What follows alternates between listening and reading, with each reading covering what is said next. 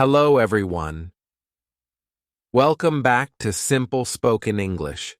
I hope you're all doing well and excited to learn something new today. If you're someone who wants to speak English fluently, confidently, and naturally, then this lesson is for you. Today, I am going to teach you how to think in English, which is one of the most important steps to becoming a fluent English speaker. We all know how frustrating it can be when we have to stop and translate sentences from our native language into English before speaking. It slows us down, makes us feel less confident, and often leads to mistakes. Wouldn't it be amazing if you could skip that translation process and just think in English from the start? Well, I'm here to tell you that it's possible. By following 4 simple stages, you can train your brain to think directly in English. Trust me, this will make a huge difference in how you speak. Before we start, don't forget to subscribe to Simple Spoken English if you haven't already. This way, you won't miss any of our lessons that will help you on your journey to speaking fluent English. Now, let's get into today's lesson. How to think in English. Stage 1. Think in verbs. The power of action. Words. The first stage of learning to think in English is to focus on verbs. Verbs are the action words in a sentence. They describe what's happening. Why do we start with verbs? Because action is all around us.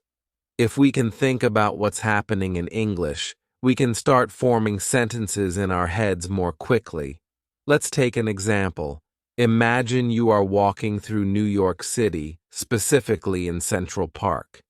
You see people everywhere, all engaged in different activities. What are they doing? Some people are running, others are talking. You see a dog chasing a ball and someone feeding pigeons.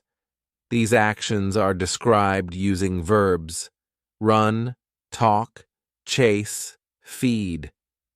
By observing the actions around you, you can start thinking about them in English. This process of observing and identifying actions is something you can do anywhere. Whether you're standing at a bus stop in London, waiting at a traffic light, or sitting in a cafe in Paris, there are always actions happening around you. For example, on a busy street in Tokyo, you might see people walking quickly, someone riding a bicycle, or a group of friends laughing. You can mentally note these actions in English: walk, ride, laugh. But what if you're at home, where there's not much happening? You can still practice thinking in verbs by imagining scenarios or using pictures. For instance, look at a photo of a family picnic. What actions do you see? Maybe they are eating, playing, or relaxing. Even when you're indoors, you can practice identifying actions by thinking about what you might do in different situations. Imagine you're in your kitchen. You might be cooking, cleaning, or washing dishes. Key practice. Tip: set aside 5 to 10 minutes each day to practice thinking in verbs. Pick a different place each day and focus on the actions happening around you. As you do this regularly, you'll train your brain to think about actions in English, making it easier to describe what's happening in the moment. Stage 2. Think in nouns. Naming the world around you. Once you've practiced thinking in verbs, it's time to move on to nouns. Nouns are words that name people, places, things, or ideas. Just like verbs, nouns are everywhere. Everything around you has a name, and if you can think of these names in English, you'll be one step closer to thinking and speaking fluently. Let's take an example from a different city. Imagine you're in Sydney, Australia, standing by the famous Sydney Opera House. As you look around, you see the building, the harbor, and many tourists taking photos. You also see a boat in the water and a few seagulls flying above. Each of these things is a noun: building, harbor, tourists, boat, seagulls.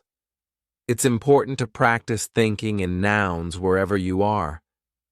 If you're at a market in Delhi, India, you might see fruits, vegetables, spices, and vendors. These are all nouns that describe the objects and people around you. Even if you're just sitting in your room, you can look around and identify nouns.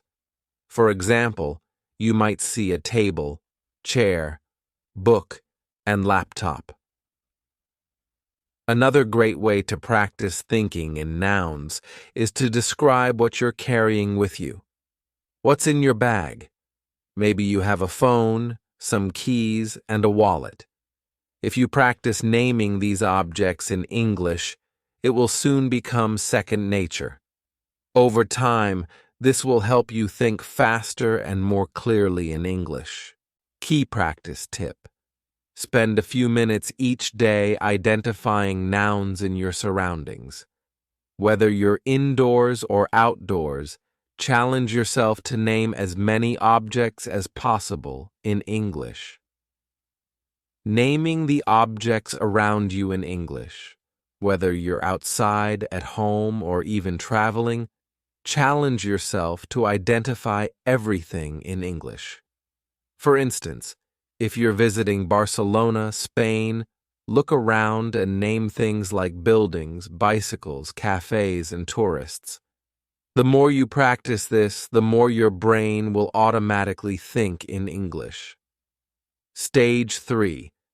Think in sentences, connecting verbs and nouns.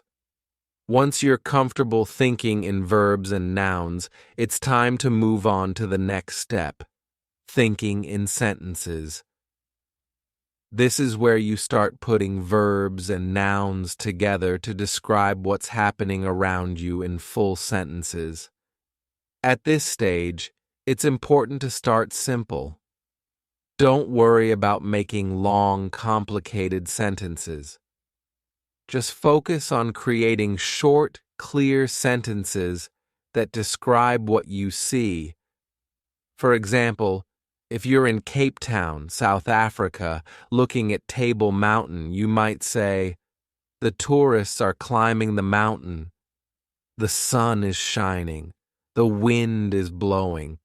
These are simple, but they allow you to practice thinking in complete sentences. Now let's imagine you're in Toronto, Canada, sitting in a park. What's happening around you? You could describe the scene like this: a family is having a picnic. The children are playing with a ball. The birds are flying in the sky. These sentences are short, but they effectively describe what's happening around you. As you become more comfortable, you can start making your sentences longer. For example, if you're in Berlin, Germany, walking near the Brandenburg Gate, you might say, "A group of tourists is taking pictures of the monument. Some of them are listening to their tour guide, while others are checking their maps." This sentence combines multiple verbs and nouns, giving a fuller description of the scene.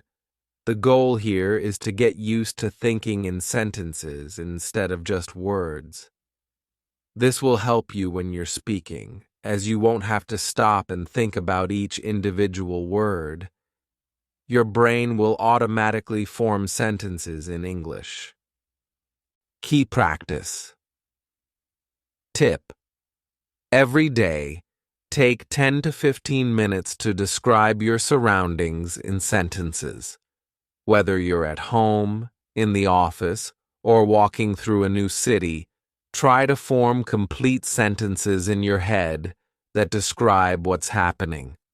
For example, if you're in a cafe in Rome, Italy, you might say, "The waiter is serving coffee."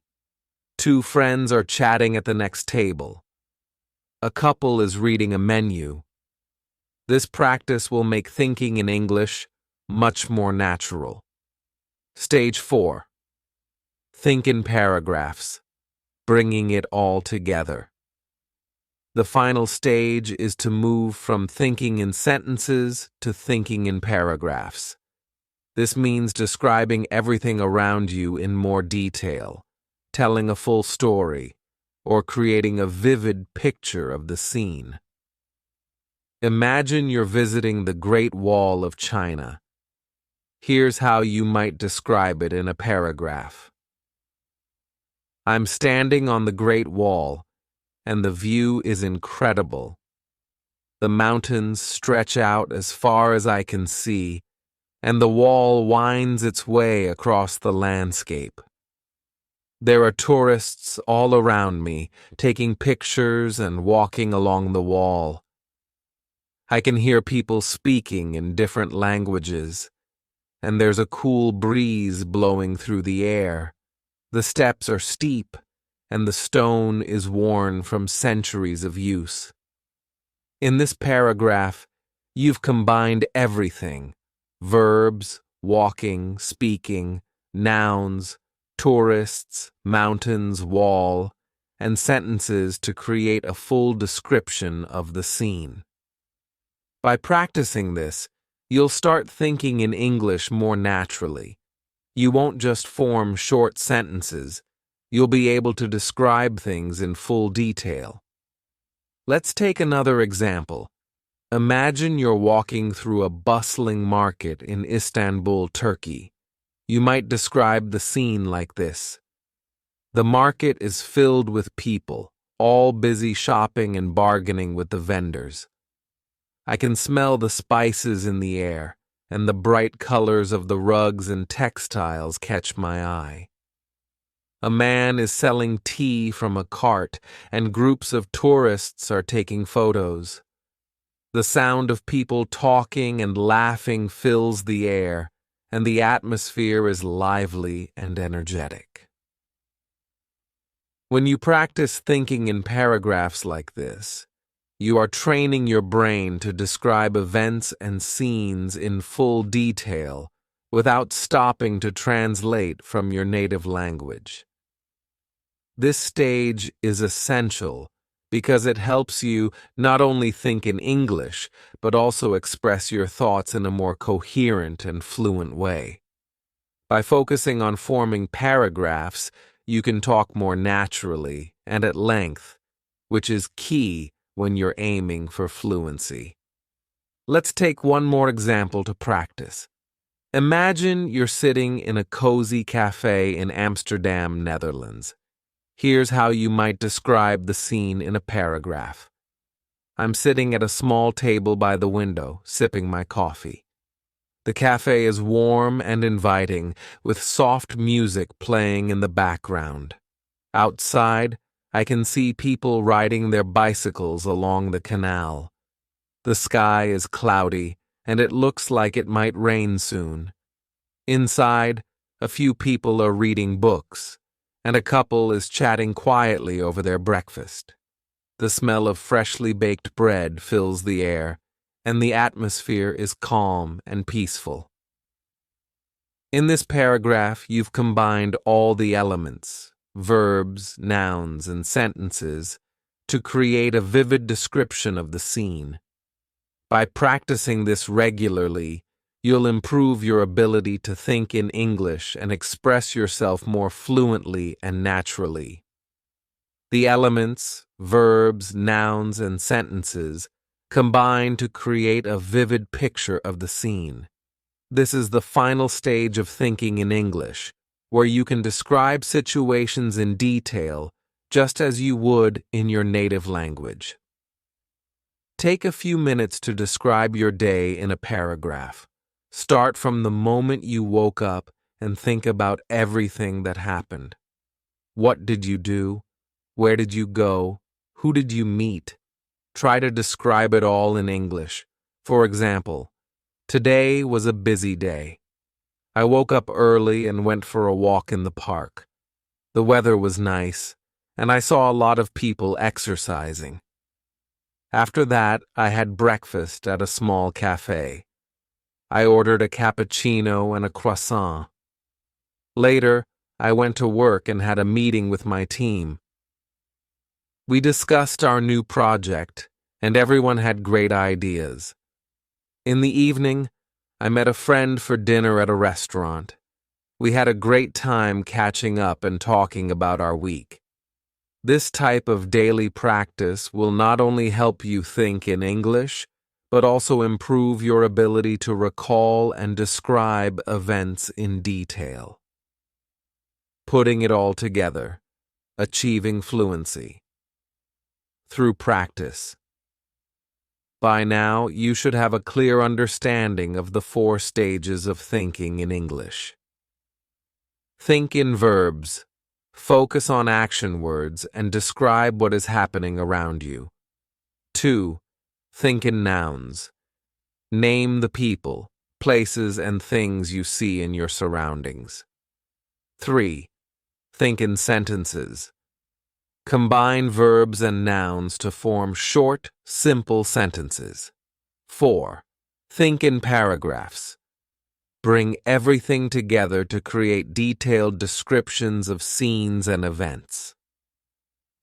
Each of these stages builds on the previous one, helping you develop the ability to think directly in English without the need for translation. It's important to practice each stage regularly, as this will train your brain to process information in English more naturally. Why thinking in English is essential for fluency. Now that you understand the stages, let's talk about why this method works. When you first start learning English, you likely translate from your native language. This is natural, but it creates a delay in your speaking. Instead of speaking smoothly, you have to pause and think about what to say, which can make you feel less confident. By practicing thinking in English, you eliminate that translation step. Your thoughts will naturally form in English, making your speech faster and more fluid. When you can think in English, you'll also find it easier to have conversations, express your ideas, respond quickly in discussions.